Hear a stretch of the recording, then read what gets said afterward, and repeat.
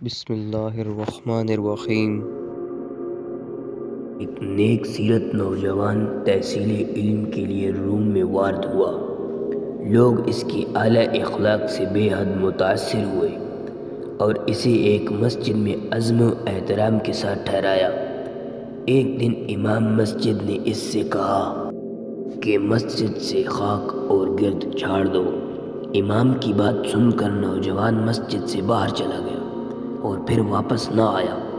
امام مسجد اور دوسرے خادم مسجد نے سمجھا کہ نوجوان مسجد کی خدمت سے پہلو تہی کرتا ہے، اسی لیے غائب ہو گیا۔ دوسرے دن مسجد کے ایک خادم نے اسے راستے میں پکڑ لیا اور کہا کہ تم نے بہت بری حرکت کی ہے۔ اے متکبر نوجوان، تجھے معلوم ہونا چاہیے کہ لوگ خدمت کی بدولت ہی کسی مرتبے پر پہنچتے ہیں۔ نوجوان اس کی بات سن کر رو دیا اور کہنے لگا کہ اے میرے قابل احترام دوست، حقیقت یہ ہے کہ میں نے مسجد میں مطلق خاک اور گرد نہیں دیکھی، اس لیے میں یہی سمجھا کہ میں اس پاک جگہ پر خاک آلود ہوں، سو میں مسجد سے باہر آ گیا تاکہ اللہ کا گھر خسق و خاشاک سے پاک ہو جائے۔ دو خراساں فقیر اکٹھے سفر کر رہے تھے۔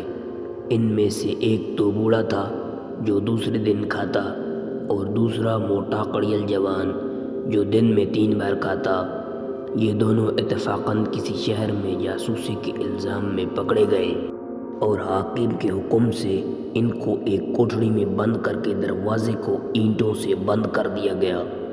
2 ہفتے بعد معلوم ہوا کہ دونوں بے گناہ تھے۔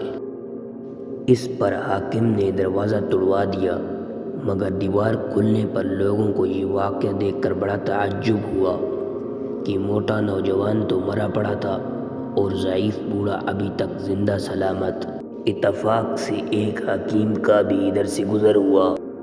اس نے لوگوں کو تعجب میں دیکھ کر کہا، عزیزوں، تعجب تو جب کہ بوڑھا مر جاتا اور جوان بچ جاتا۔